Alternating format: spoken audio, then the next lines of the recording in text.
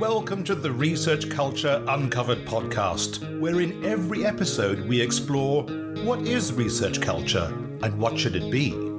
You'll hear thoughts and opinions from a range of contributors to help you change research culture into what you want it to be. Welcome to Season 4, which is dedicated to research careers. My name is Ruth Winden, and I'm the Careers with Research Consultant at the University of Leeds, based in the Researcher Development and Culture team led by Emma Sperry. Throughout the season, I will introduce researchers who are managing their careers so well, so proactively, and so wisely that I wanted their stories to be heard more widely. These researchers have made what must have felt courageous career decisions at times, moving into different roles and sectors or maneuvering their careers in academia with clarity and gusto. I am so glad they gave up their time for some pretty open and honest conversations, and I can't wait to introduce them to you. But before I bring in colleagues from our research and alumni community, I thought it would make sense to give some context for our researcher career development work at Leeds. In this episode, I'll explain our approach to career development and also share the rationale for choosing the type of career support we offer. But first, you might wonder what my job title, Careers with Research Consultant, actually means. I must admit, when I started my role in autumn 2020, I wasn't quite sure why I wasn't just called Careers Consultant, because that is a familiar term in the career sector. It turns out that my boss, Emma Sperry, created the job title deliberately in line with the Researcher Development Concordat.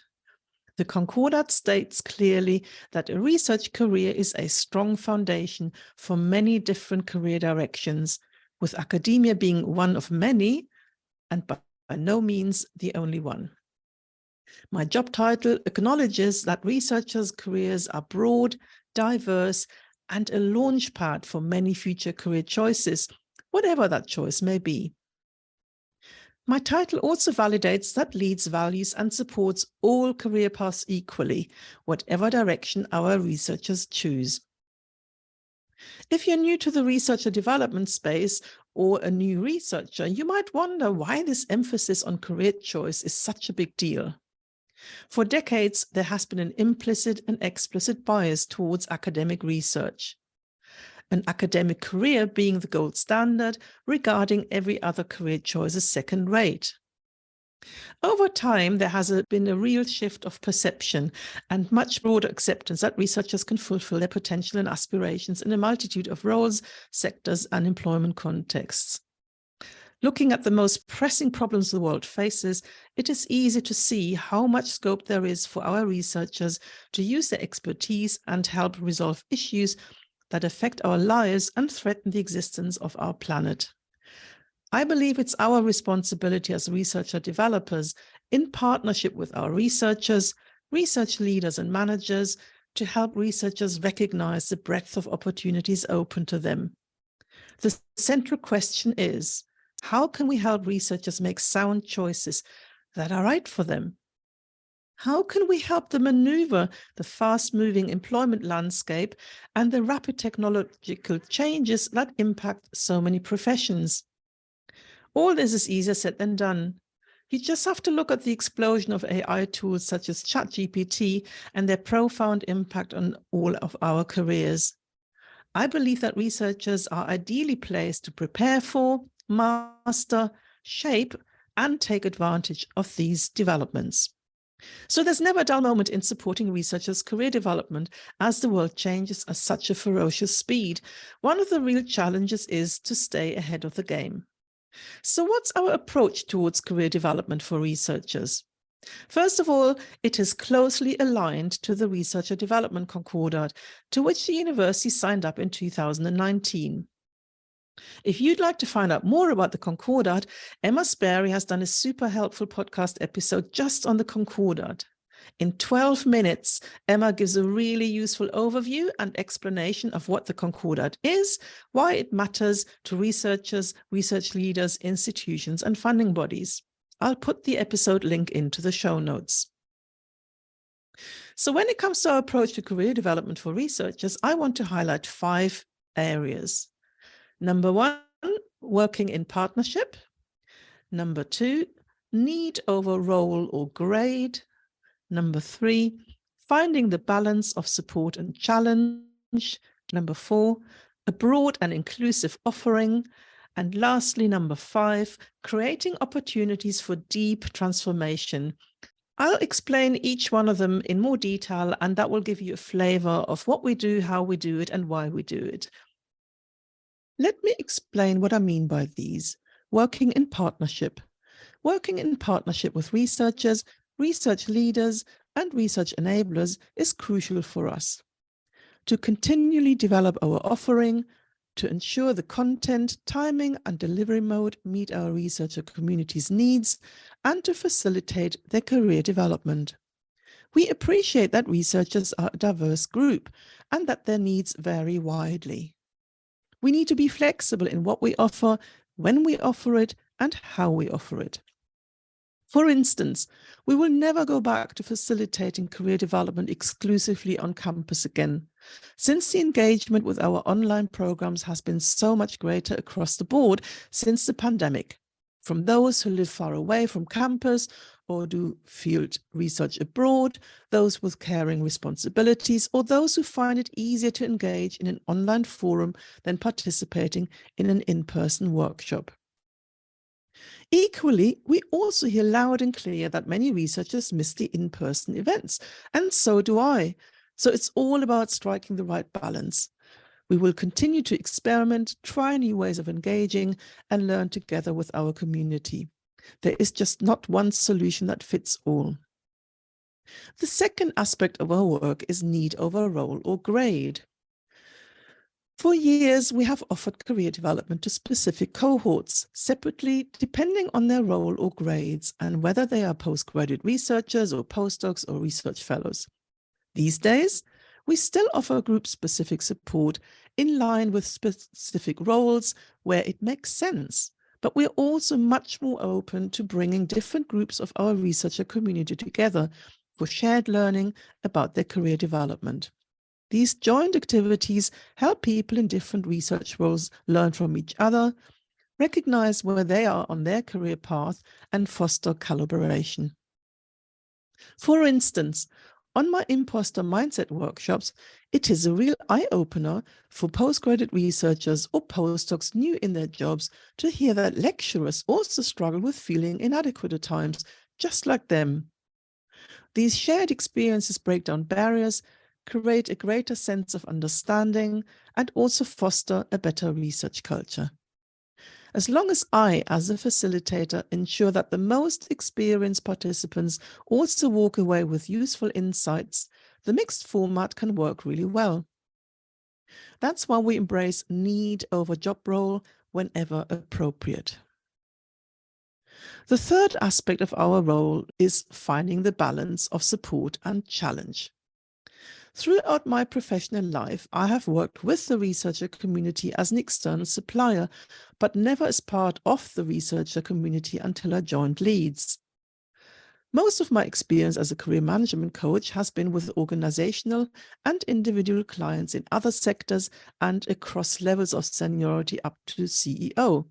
Clients in the private sector, international clients in Europe, the Middle East, and the US. And I've also worked with NGOs, not-for-profits, and startups. As a result, I bring a different perspective to working with researchers. And I also come with different expectations about what I regard as essential career management skills these days. I absolutely love working with researchers. They are amazing people with amazing talents, highly motivated, quick learners, value-driven, and often in complex life situations that impact their careers. And as much as I support them, to the extent that someone recently asked whether I had been a cheerleader in my earlier life, I also need to challenge them. Challenge them to focus on what they can do rather than focus on what they haven't achieved yet, often in unfair comparison to much more experienced colleagues. Challenge them to consider career alternatives when they get stuck in the system. Challenge them to recognize the immense talents, expertise, and attributes that are sought after by employers. challenge them to explore possibilities they can't see, and challenge them to connect with professionals to explore those opportunities. I do not accept that in academia we just struggle with these challenges and that it's part of the experience of working in research. Far from it. Most importantly, I benchmark researchers with other professionals at the same career stage. Our researchers need to be able to network, share the value they add in the workplace, have a compelling LinkedIn profile, be proactive in managing their careers. And especially they need to learn to negotiate, which is an essential life and career skill. I do not tolerate their idea that they're lucky to get a job offer in academia and that therefore they shouldn't negotiate, or to think that it's even not possible to negotiate. The first offer is never the best, and they're expected to negotiate more and more so as their careers develop. Thankfully, our research community responds well to my challenges, and we have seen some wonderful breakthroughs, also when it comes to negotiating their next job offer. The fourth part of our offering at Leeds is about a broad and inclusive careers offering. We are so lucky to live in an age where we can access so many ways to learn and grow professionally, online at any time that suits us, in bite-sized portions, or longer intensive programs, online or in person. We want to ensure that there is something for everyone's needs and everyone's learning preferences. For online learning, we offer a growing library of independent learning materials that we create, but we also use LinkedIn and LinkedIn Learning extensively, especially LinkedIn Learning with more than 16,000 courses and programs to go through, all part of our offering at Leeds. We have had tremendous success with using LinkedIn as a career development tool. For researchers, it is an excellent platform to engage with stakeholders, raise their visibility, and position themselves for career opportunities, whether they're in academia or beyond. LinkedIn Learning, with its vast offer of courses and our own learning paths, plus the new career development pathways, are a great addition to our programs. Then we have Career Boost, our pick and mix offering of individual workshops on a broad range of careers topics, from how to get a lectureship to career planning, mastering virtual interviews, or negotiating a job offer. Everything what I would call the basics in sound career management competencies for researchers. And then we offer several cohort-based career development programs that are based on group coaching principles. They offer a much more extensive experience and often huge transformations. And yes, they also need huge commitment. Which takes me to the point 5 of our offering: creating opportunities for deep transformation. With a specialism in group career coaching, I have worked with Emma Sperry and our colleague Patricia Gray in the early days to create the first cohort-based group career coaching program called Career Architect.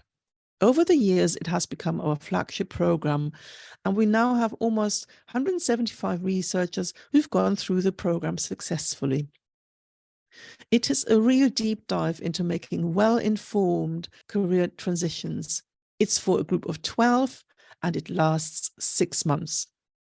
It is the safe space of being with researchers in the same situation, i.e., postdocs with their research contracts coming to an end and wanting to explore and ideally secure career alternatives, being part of a modular development program and embarking on this journey together, helping, motivating, and supporting each other. It makes all the difference. We are in this together. Career Accelerator is another group-based careers program, a 3-month program, so half the length, for those who know exactly what their next job is and who welcome support. Unsurprisingly, the majority of participants want to secure another postdoc or a lectureship. Again, the group setting, the holistic support and encouragement have made all the difference. Often, it's just about helping the researchers recognize their achievements. I would even say their brilliance. Help them showcase their outstanding expertise on their CVs, application forms, statements, online portals, and then, of course, an interview. It seems to have made all the difference as we had so many participants suddenly getting lectureships. Happy days. The last group-based program I want to mention is Career Catalyst, focused on digital career development via LinkedIn and LinkedIn Learning. We recently piloted the program with 60 researchers, postgraduate researchers, research technicians, postdocs, and lecturers. And again, what stood out was not only how quickly they just get these tools when you show them how to maximize them, but the difference it made to them to go through the process as part of a group for encouragement, motivation, and feedback, and to have the course leaders provide additional guidance. Going through the same development with your peers over time in a safe and supportive environment often results in deep transformations. For a researcher developer, they're an absolute joy to facilitate, and the university has benefited from highly motivated staff, retaining excellent colleagues, and building an engaged alumni group. And you will meet some of these alumni during the rest of my podcast season, as they were eager to come back and share their stories. I hope I have given you a flavor of what we do in the researcher career development space at the University of Leeds. It is a real joy to work with our community of researchers, and I invite you to come back over the next 8 weeks to learn from our researchers and their stories. Until next time, bye. Thanks for listening to the Research Culture Uncovered podcast. Please subscribe so you never miss out on our brand new episodes. And if you're enjoying the discussions, give us some love by dropping a 5-star rating and written review, as it helps other research culturists find us. And please share with a friend and show them how to subscribe. Thanks for listening, and here's to you and your research culture.